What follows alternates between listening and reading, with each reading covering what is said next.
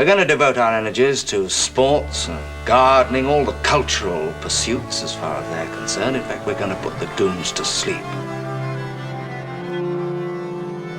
Meanwhile, we dig.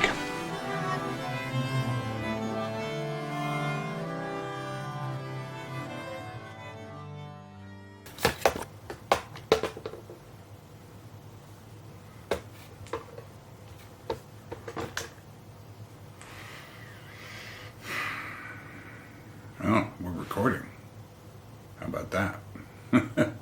I don't even know what I'm doing anymore. I just spent an hour looking for the bits and pieces of my recording technology, cameras. I still didn't find my battery rechargers. And I've looked, I'll find them, but what happened was in the middle of everything, when I got back home, some well-meaning friends, and I think rightly, suggested that I get in a cleaning service here.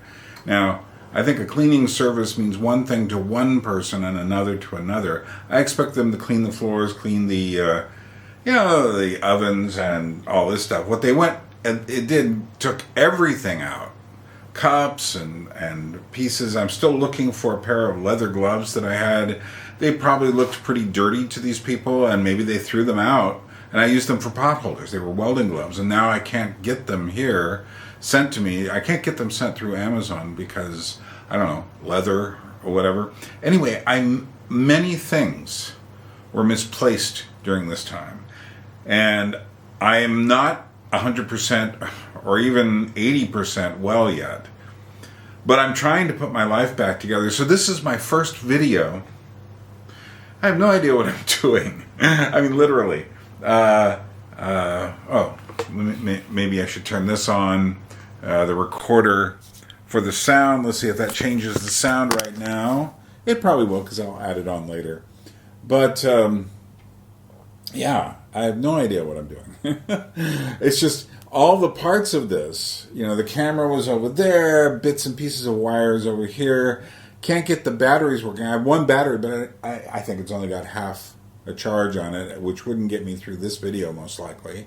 So very fortunately, I was sent quite a while ago with a device which connects directly to an outlet which puts power in the battery. It actually brings electrical power into the camera, which is great. I had to find the transformer, though, to change it from the US plug to the European, but it needed a transformer, not just an adapter. So here I am. For what it's worth, I might be looking a little rough, but I could look like this. This is what I looked like before I gave myself my first cursory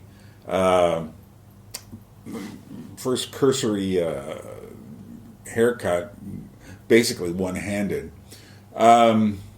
So, what can I say? Well, what I want to do is, first of all, I want to say hello and thank you all for coming back. How long has it been since I've done a real video? Probably since I had a couple of spare ones that showed up. I think my Prague video showed up in November or something like that. But my last real video, probably October last year. And I'd like to say by October this year, it'll all be finished, but it won't be. But as you can tell, my brain is working. I'm back. I'm not going to sit here and complain, though I am going to give you my reflections on the nature of pain. But I'm going to do this a couple times. First, I just want to say thank you to all those who contributed. I will give you a bit more of a financial breakdown at the end, and I'm going to, at some point here, maybe in this video, I'm going to give you a list of just the first names of people who donated. I don't think I have the permission to give everyone's name, but first names tend to be, who is that, So, but, yeah, let's put it to you this way. I just turned 71 yesterday. I'll take any birthday greetings. I had 4 people come over, which is less than I've had in previous years, but then again, I've been isolated. And a lot of my friends have been here or there, and I just haven't had the chance to connect with them and stay connected. So, but it was wonderful seeing 4 people come over. It was so nice to see faces again and have great conversations. And the day before, I went and saw the movie Evil Dead Byrne. No, it's not a movie about me being the Evil Dead. Evil Dead Byrne. But I met like these 5 Georgian youths. They were about 17, 18, 19. Some may have been a little older. But they were there, and we had this great conversation about movies and music and stuff. And these guys are going to start coming over. They say, we want you to talk to the schools and stuff. And I said, great.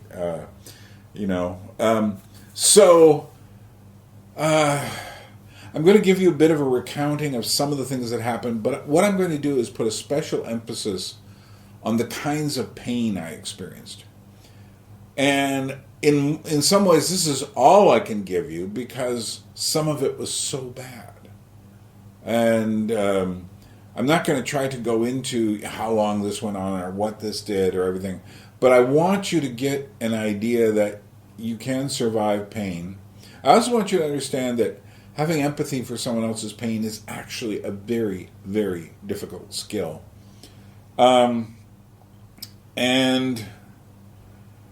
I want to catch you up on things. At the end, we'll have the update on how things are. And I'm not going to try to go make this too long. If I go over an hour with this video, it's too long.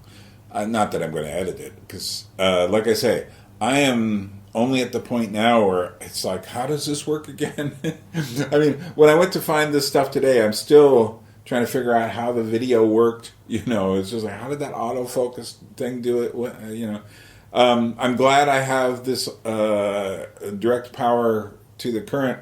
I still have to find the charger, blah, blah, and blah. So, this all got started last year. I was actually in quite a good mood. And I was walking up the hill, not far from me. It wasn't a big hill, but it was certainly an incline. And in Georgia, it's the funkiest sidewalks in the world.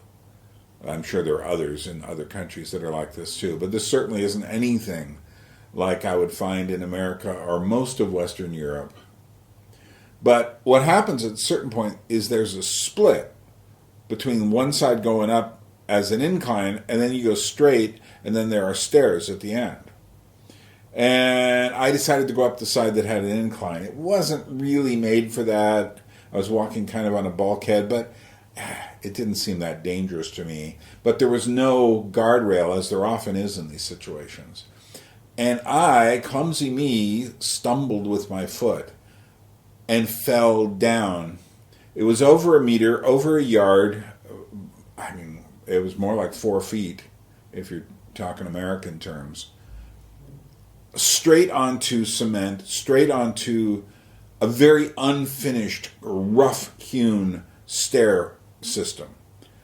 And as I fell, first of all, the interesting thing about the sensation of falling in a situation like that is how much of the experience, even though it took, a second or two, I can remember it so well. It's like time stretched out, and I'm in this slow motion fall. Slow enough that I could react and try to pull my body a different way. I was trying to turn my body, which then caused this arm, which needs more work, I was trying to reach that way with it, and I fell directly on this, and it broke, and I think it cracked in 2 or 3 places. It was pretty bad when I saw the x-ray. Also, at that moment, I could feel my head hit the stairs. And here's the interesting thing, is that the skull is not made of one strong structure. It's made of all these little bubbles in the skull. And so I could feel the bubbles, these hard skull bubbles kind of crunching in my head. Going, you could feel the bubbles crunching. But of course these are skull bubbles, so I don't know what another name for it is. But it was this weird cracking sound that I remember really well, because it was like, whoa. And there still is, let's see if I can find it, there still is right here, I think it's here, a kind of indentation from that. And in fact, that started to bleed quite a bit, because that area of the head does bleed quite a bit. And when I was taken in, my immediate thought was, what did I hit? And at first I didn't feel much with my arm. I just was thinking about my head, and blood was coming down, and my face probably looked pretty bad. And then I said, well, where's my arm? And in fact, my arm was nowhere to be found. It hadn't fallen off. I just couldn't feel it. It had gone completely numb in the trauma of the fall. And so this was the first major moment of pain. It was this one that caused everything else. And this was bad. And of course, when I felt the head hitting and I felt the arm hitting, it was a blunt force trauma, just really strong, but not particularly painful. Excuse me if I have a drink of some iced tea here. I've got the air conditioner on, and I was going to turn it off, but you'll just excuse all the weird funkiness of this particular video. And they took me, I've already discussed in other places, being taken in to get x-rayed and all this other stuff. They put me partially in an MRI machine at that time, and they said, it looks pretty bad, you're going to have to get operated on. But the point was, I couldn't get operated on immediately because I didn't have any money, not enough. So fortunately, you folks came through, and I was able to give them the money. But the first sensation of my broken arm was one of numbness, not of screaming pain. Certainly I felt these things, and it's a bad feeling to feel your head crunching. But it's one of, it's a kind of a big hit, and then followed by the numbness on my arm. So I could wait a week to get the money that was being sent to me. And I had a problem at that point of money being sent into my account. And I probably still have it, but I have now a Georgian PayPal account so that I can get things directly transferred to me. It isn't the one listed below. That's still the American one, but it is the one that I use for Patreon. But that was quite a sensation.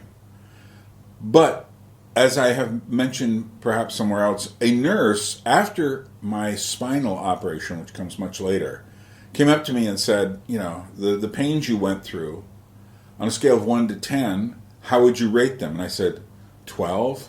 And I said, with the broken arm being 3. And that's literally what I felt. I felt like, it was bad, but, I could get around and not worry about it. So, and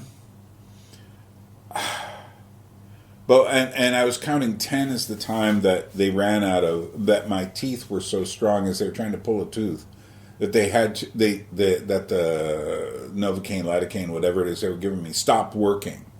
And it just stopped working. They had to keep squeezing some kind of local anesthetic on me, and then it would wear off again. That was a 10. I figured if I'd gone through that, I can go through. But the nerve damage that I went through with this was much worse than that. So the first sensation was the concussion.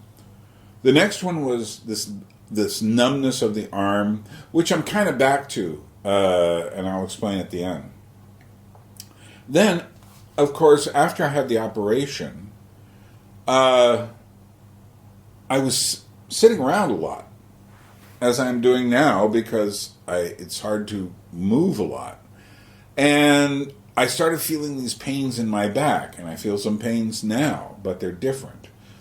And eventually, I thought it was my lumbar zone. Now, I had come back from the hospital, and I figured out how to sleep on one side and kind of roll myself over, use one arm to sit up out of bed. I had positioned the bed differently. But at this point with the back pain, things started hurting so much that I could no longer lay on my side because it hurt so much. So I ended up doing probably what was the worst thing for me.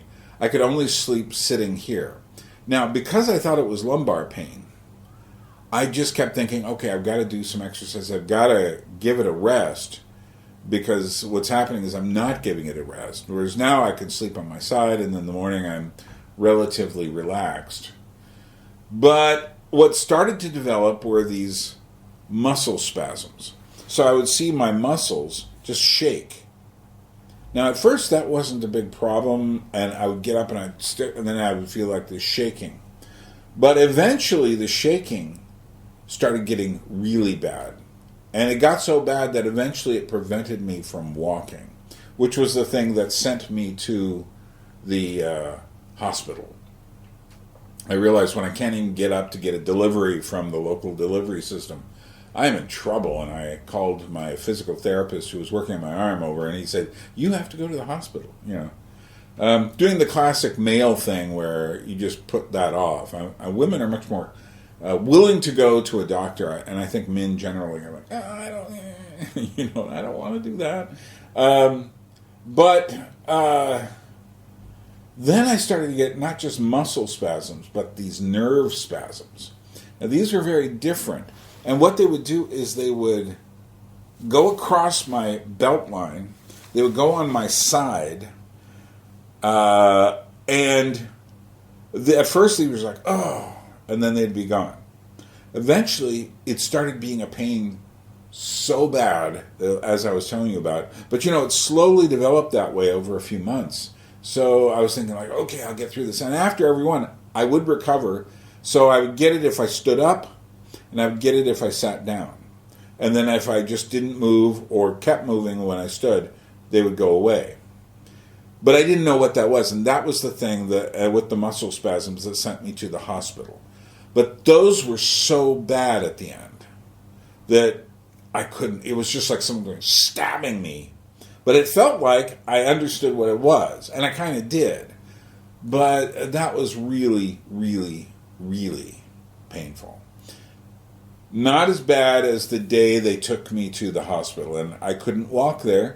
So I had an ambulance come, and the fire department was down there waiting for me. Now, the problem was the ambulance guys got me up, and I had to stand and shake for a bit, but I wasn't able to get up, and I had figured out something for my my urine situation. But then I walked down the stairs okay, holding on to the rail. But when I got to the bottom, they wanted to put me on a stretcher to get me in the ambulance. And that was the only way they could do it, because the ambulance was actually quite high off the ground, maybe 2 feet or half a meter or something like that. And I just couldn't lift my legs that high and didn't have enough muscle strength left. So they picked me up, but first they had to lay me on this thing, which was just like outrageously painful. And I kept trying to tell them, but unfortunately none of these guys spoke much in the way of English. And then they took me over there, and the whole way over I was shaking on the ground because Georgia has some rougher roadways and stuff, and even near the hospital there was kind of a dirt path, and so I was like, ugh. And then I got there, and they moved me from the gurney that they brought me in from the ambulance to another bed. And that was one of the big pains. Then they had to take me to get an MRI. So they took me there, and then had to move me again to another bed, another wheeled thing, and then a third one to get me on the MRI machine. And so this is like 1, 2, 3. This is like 4 times already in one day. Then I have to get off, and then get onto another bed, and then go to my hospital bed. And these people just pick me up and throw me over. At some point on my Georgian channel, I'm going to talk about the Georgian medical service and how Georgian people look at pain and such like that. I'll mention that a bit here, but I'm going to do a whole video on that over there. But oh my goodness, it was like 5 or 6 times that day I just went through the worst pains I'd ever gone through. These were the 12s, and it was just and I couldn't communicate well enough with the people.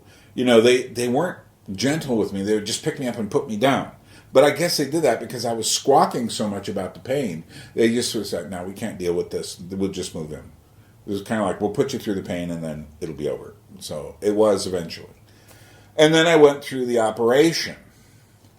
So at this point, I'm raising. Now, this was my original fall on the, was in about October, I don't know, 10th or so.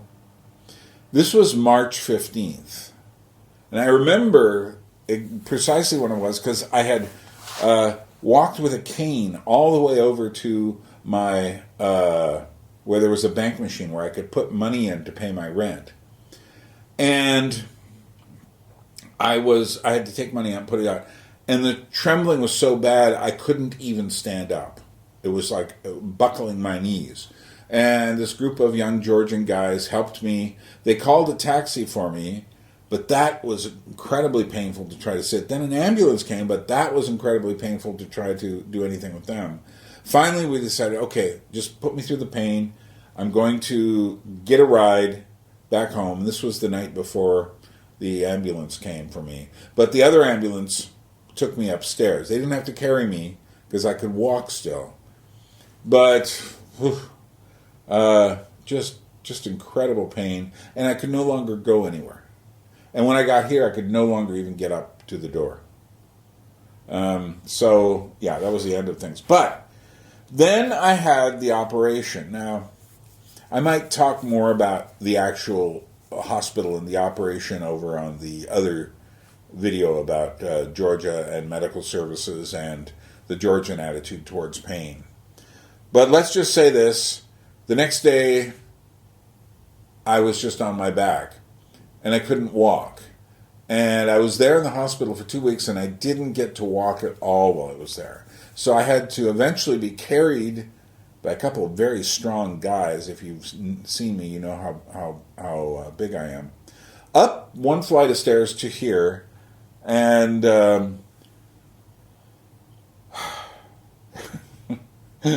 and they put me on my couch here. And I thought, I'll just stay here. I thought I had enough wherewithal to stay here. I thought I'd figure something out. But no, I ended up sliding too close to the edge, and my feet wouldn't hold me up, and I slid onto the floor, and I was there for 3 days until some people came. Well, people came and found me that night. But I was sleeping on a blanket and such. And so now we were out of the zone of absolute incredible pain, although there's still been pain associated with all of this. But now we were in the point, actually I forgot to mention one kind of pain I'd never experienced before, and that was the various kinds of catheters, both the catheter for my urine and catheters in my blood. And I came to hate these things so much. And when they pulled the one out of my penis, I asked the doctor, is that going to hurt? And he goes, oh, no. And then he pulled it out, and I was like, never felt anything that weird before. It was just like this sharp, it was like someone said, oh, you need some fire down there? And I thought, and I said to the doctor after he did it, I said, you purposely lied to me, didn't you? And he goes, yeah. Because he kind of considered me to be a bit of a weenie. And I said, if I'm a weenie, you should see my mother. My mother complained about every possible pain there was, and I'm stoic compared to her. So, but anyway, when I got here, I entered the zone of helplessness. And so from the time I had the operation in the middle of March until about a week ago, so we'll say middle of July, I was on my back the whole time. So what is that? So it's April, May, June, July. 4 months of being on my back. Now, I eventually got a nurse who came in, and I'm going to tell these stories over on the Georgian site. But I had a physical therapist who came in, and those were combinations, particularly with the nurse. She was probably about 78 years old. Couldn't lift me at all, although she was fairly strong for her age. But she also was often, I learned a word from her, prilat, which means be careful, be careful, be careful. But one of the great experiences from this whole thing is I'm laying on my back, And the physical therapist comes in, and she's getting me to exercise my lower body. And as she's doing it, they'd gotten me a hospital bed, which I hated because it was made out of plastic, so they could wash it easy. And when it went up, it didn't go up where my back naturally goes up. I would just slide down, and I wonder if that did a little damage to my back from kind of the weird angle it put me at too often. But as she was dealing with that, they were both in there, and they started singing this Georgian song, Suliko, together. And I thought, like, this is a Georgian experience. Having a couple of women singing while they're ministering to me. And I thought that was great. But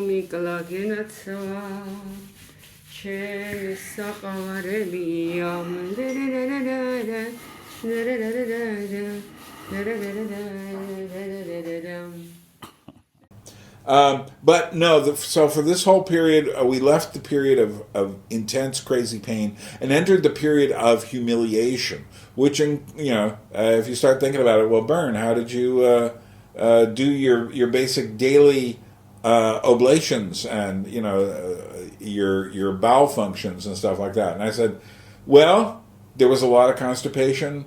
I didn't eat a whole lot, so I lost about 2 or 3 belt buckle sizes just through this process. I mean, the food at the hospital was just mind-numbingly bad. I hardly ate anything while I was there.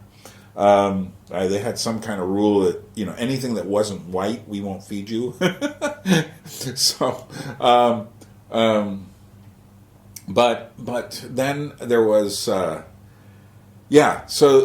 the Georgian women took care of me. Right now, the nurse is no longer needed, but I do have the physical therapist coming in till the end of the month.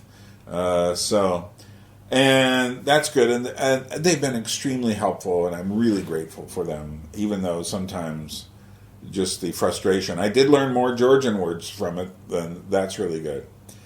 But among the pain, so I'm helpless, which is its own kind of pain. I'm humiliated, having to have someone clean out my butt, spilling my urine, doing this kind of stuff. I just let my hair grow. They kept saying, we want to, and I go, no, I'll do it. I want to remain myself here. And also, there was the pain of finances. So at a certain point along the way, I was informed while I was still in the hospital that, oh, by the way, your insurance company said they're not going to cover it. Now, what they were doing was they had to fix the nerve, a cracked spinal cord, vertebrae, and they did this weird stuff where they mixed up. They purposely, the doctor moved around a couple of nerve endings, and so like to this day, I can't feel much of anything down there, and so it creates some problems. So yesterday, on my birthday, happy birthday, Byrne, in the morning, I fell, not in the shower, but trying to get out of it, because I put these towels on so the ground wouldn't be slippery, but I couldn't feel that my leg had caught into a towel, and as I saw it, I tried to lift my leg out of it, and I couldn't, and I fell, and I hit my head. I'm all right, just a hard-headed knock against the wall, and I ended up on the floor. It took like 2 hours to get me. I had to finally get an ambulance to come. Most of my friends weren't available or didn't answer the phone for a while, and it was just one of these things. Once they got me to sit on a small stool that I have, a little ottoman, I was fine. But I just couldn't feel my legs to get them under me to lift myself up. So I've obviously got a ways to go, and I will be wiser getting out of the shower next time. So, but then there's the financial thing, which is still not completely finished yet. But, and then I thought, like, well, wouldn't you cover... They said it wasn't a necessary surgery. And I'm sitting there saying, okay. I don't know what qualifies as a necessary surgery. But anyway, I have to go back in probably like late August and get this arm, which has its titanium being ripped up from inside. Yeah, I don't want to even talk about it. And I feel it every day. I have to get that reoperated. And I am hoping that my insurance, which I have, will cover it. So, yeah, we'll discover that. But anyway, all those different kinds of pain. Plus, as I mentioned at the beginning here, trying to find things. People, there was a cleaner, there was the nurse. They would put things places without ever asking, where do you want this? And so I'm still looking for things. I'm still trying to find where things went. And, things just got rearranged. Tables were put in new places. All the dishes they did not get returned to where they were from. They got returned to somewhere else. Just very weird.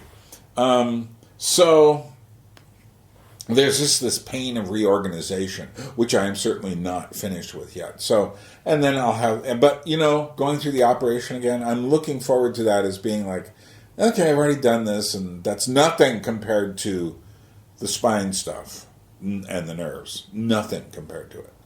So, here are a few of my concluding thoughts on pain for now. I'm going to put a quote here from C.S. Lewis. and it's often quoted that, C.S. Lewis said, hold on a second. That C.S. Lewis said, pain is a megaphone to rouse a deaf world. What they often don't include is what he said before that, which essentially is that pain is a form of evil that basically dominates everything. Whereas most forms of moral evil we mask those things.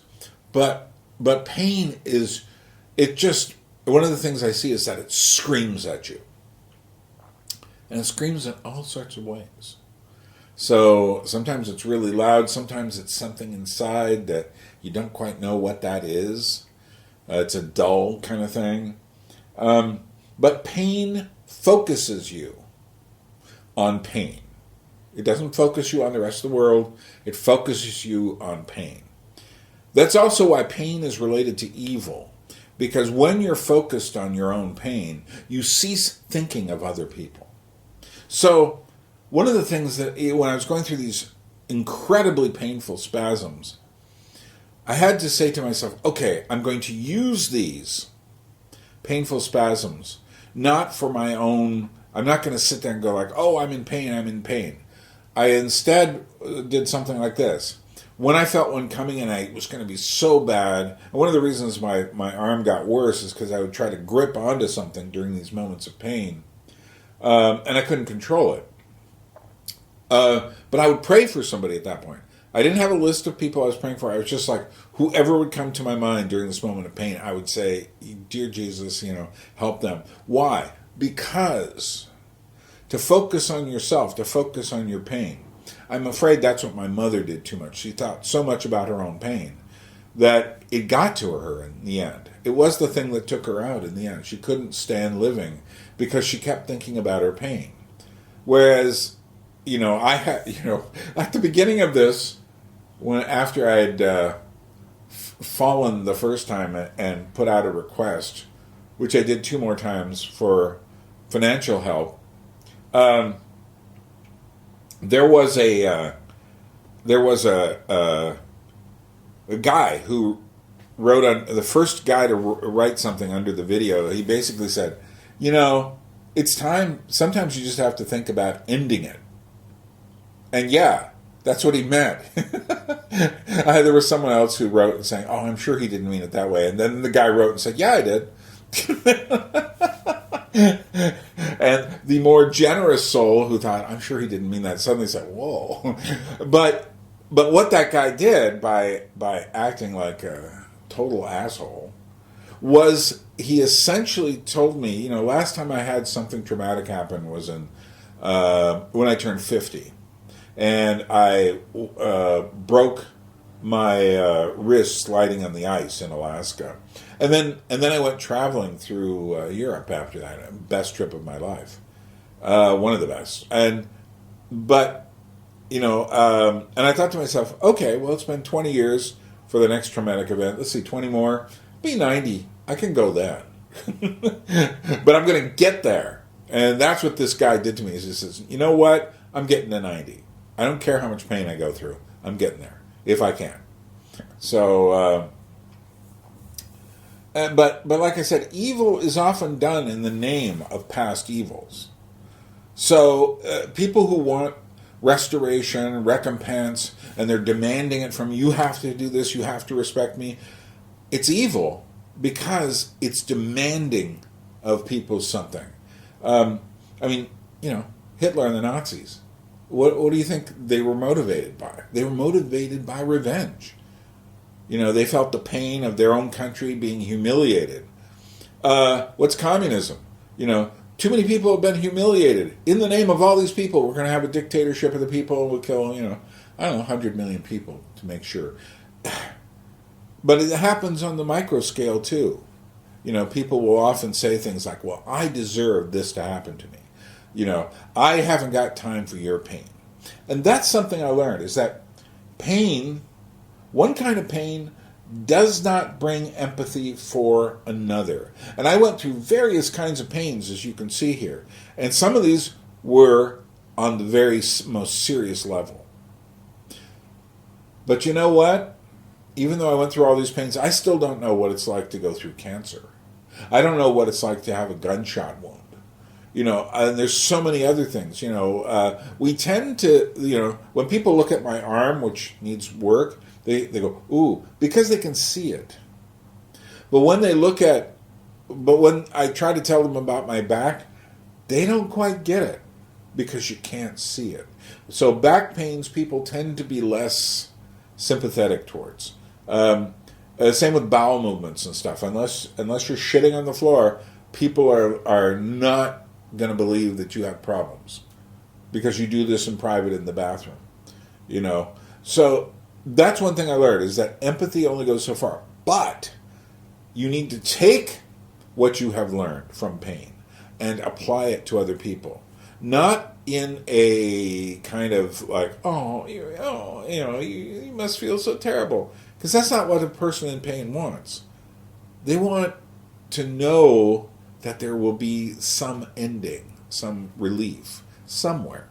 Maybe at the end of your life, but how strong are you to get to there? They want to know that someone does think about them, even though they don't really understand. Pain relief is a weird thing. It's both a kindness and a danger.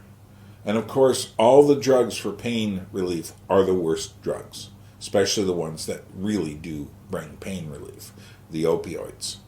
So, I made sure I didn't, the most I've used is ibuprofen. That's the most I've used. Because they gave me something during the operation. I don't know. They may have given me some opioid then. But I made sure I got off it. Oh, they did give me morphine for the operation. But I made sure I got off it as soon as I could. Because I know better. It's a devil's bargain. Because in fact, seeking perfection and no pain is its own nightmare. And there have been enough horror stories and nightmare science fiction stories about this kind of thing that I don't have to add anything more to it at the moment.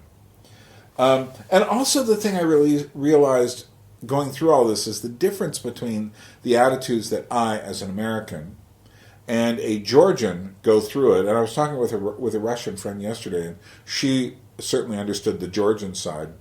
And that is, the Georgians, like if you complain a lot about pain, you're not going to get very far with them.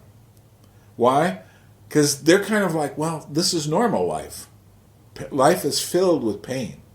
And complaining does nothing to resolve it. It may feel good for some people who are neurotic, but in fact it does nothing.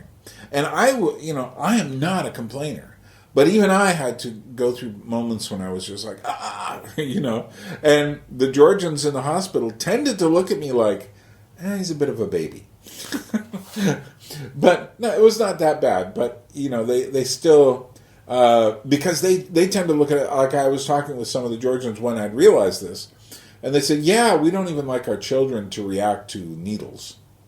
We try to make sure that, the needle is going to come and go, yeah, you're going to feel something. It's going to be painful, but don't cry because it doesn't help. And the Russian attitude is very similar. It's like life is full of this, so you just go through it. Whereas in America, oh my, we do anything to avoid pain. And all these different kinds of pains, the pains of discomfort, the pains of humiliation, the pain, emotional pains. We have whole industries devoted to, what was that? I saw the pain of male pattern baldness. I saw that as an advertisement once. I'm going like, really? So if you're losing a bit of hair, that's causing you pain. It's just, that's absurd. But that's where we're going to leave things right now. And I just wanted to let you know. So where am I? I've learned a lot about pain, and I've learned not to complain about it, and I have learned to not think only of myself during moments of pain. So what have I got to do? I have got to go through, I got to make sure I take care of myself. I have to walk. I have been going to movies by myself. I went to 3 movies this last week. 3 horror shows, Obsession, Backrooms, and Evil Dead Byrne. I'm proud of myself. And it's nice to see people being cut up on the screen or tortured. Because it's like, yeah, could be worse. Could be worse. But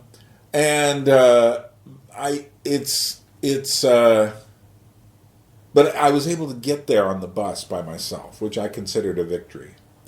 Also, next week I'll probably see The Odyssey, and I'm going in as neutral as I can on that, knowing that it's going to be a little bit spoiled by modern stuff, but hopefully there'll be enough there to get something out of, or at least to try to, Christopher Nolan, what are you doing? So I need to keep moving. My arm has to be operated on. There is no way out of that, and that's going to cost me money. I really hope, and I think that my insurance should cover that. It's their fault. I don't know what they put in me, but it needed to be better. So, we'll see. Like I say, I'm not going to go through that until the second half of August, and then hopefully they'll start cooling down in September, so I don't have to walk around every day looking for medicine like I did last time. So I am. I'm not going to be done with this in October, so it'll be at least a full year of all of this stuff. And they say that my feeling in my legs won't resolve. That'll take another 6 months or more. So yeah, but I am grateful for many things. I am grateful for the fact that my mind works very strong. All during this time, I've been coming up with ideas for videos. The problem has been this reorganization thing. And like I said, I can't find it. Trying to do this today, was like, how do I do this? You're trying to remind myself after more than 6 months off. And also, I'm grateful that I can still do this. Grateful that my mind still works. I bought some DVDs and videos to watch simply because I couldn't pick up books because it was just too painful on my arm, which is having problems. So I was stuck watching YouTube videos, and so I would try to watch things. So I've been listening and watching things about Leon Russell, who's a musician, a very interesting figure, trying to understand what happened in California, in Southern California. I know a lot about Northern California, but Southern California, the Laurel Canyon scene and stuff, trying to understand more. So I'm constantly trying to keep my mind awake. And like I say, the YouTube stuff, you can only go so far with, it's like, so I would purposely get a few videos to spark ideas. And so I hope you don't feel like I wasted your money in doing that. But then again, I also get money every month for my retirement. So here I am. if you feel like helping me out more, I'm not going to stop you. It's, I will see what happens. But I am so grateful for all of you, and at the end of this, I am going to put a list of first names. Or maybe it depends on how much energy. If you don't see it, it's just like I ran out of energy, and I'll just put this up. But thank you so much for all of you. The truth is, it's not that big a channel. I'm not even at 3,000 people yet. I could get there very soon. I'm a couple hundred away. But the truth is, it isn't, how many people gave? I don't know, 100? 150 maybe? And out of that, I went through 2 operations. I went through all of this hell with your help. And I must be doing something that someone appreciates, and I am grateful for that. Okay, so keep a lookout for on my Georgian channel for my what I learned about Georgians in pain and the hospital. And I've got some stuff coming up on the Anadrome, something on Leon Russell and edgy music, and a run through of the Doors' "The End Song," as well as I'm going to do something else about the horror films I've seen recently and why they are so important, and why Hollywood is dying, but these weird YouTube independents using, of all things, horror, and most of them, what's weird is most of them come from comedy. So there's this weird thing, and yet we're still waiting for comedy to get better. So that's where I am. I'm sure there's a lot more I could say, but I haven't got the energy. So I appreciate you all. And if you have any questions about how I'm doing, feel free to answer it. A couple ways you can help. One is join my Patreon. I will be on there more. And the link is below. You can just donate through PayPal, link below. Or if you don't like PayPal for one reason or another, you can go to my GoFundMe page, which will say it's got $27,000 on it. But in truth, that's been 3 or 4 different fundraisers, and some of them 6 years old or more. So but that works. And I have my book of puppet plays, which you can purchase for $25 in America, a little bit more in Europe. And yeah, do those things. All those will help. Meanwhile, I have to make sure I don't fall anymore. It got kind of scary yesterday. But you know what? I ain't giving up. I am not giving in to fear. I am just simply going on ahead. And I like being here in Georgia. And in fact, going through all of this has made me appreciate Georgia all the more. It's a funky place, but it's a real place. And I like that. So, meanwhile, all the Georgians want to move to America. So from Tbilisi, Georgia, this is Byrne saying thank you so much. Thanks for following me. Thanks for coming back and watching this. I know there'll be maybe 300, 500 people who watch this out of the 3,000. Thank you so much. And expect more. My brain is starting to work, and so are my skills again. So, as we say in Georgia, droibit, which means we will indeed meet again. A people without history is not redeemed from time. For history is a pattern of timeless moments.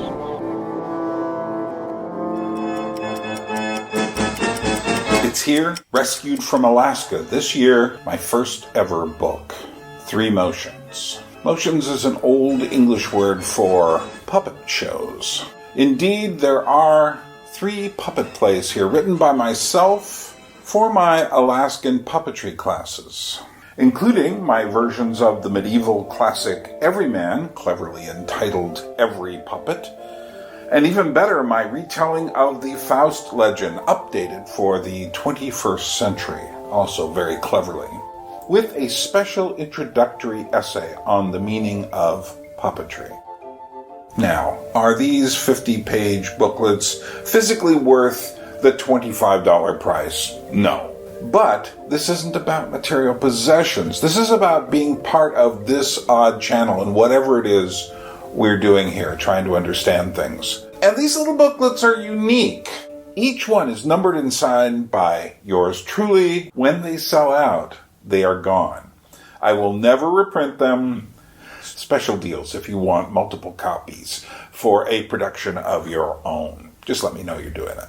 That's $25 for the USA, Canada, Mexico, most of Europe. There may be some corners, like, I don't know, Russia, etc., and might require some extra money, as would Asia, Latin America, and Africa, or Tonga, or Australia probably.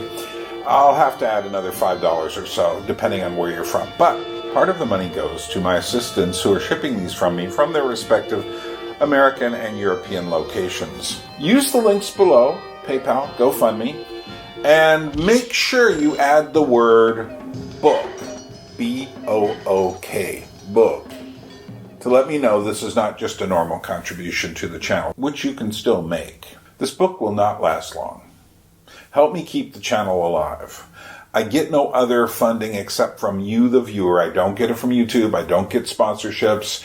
It's up to you. If you appreciate what I do on this channel, get a book. It's a great way to remember what this channel was about, and it'll be something unique because they're all signed and numbered.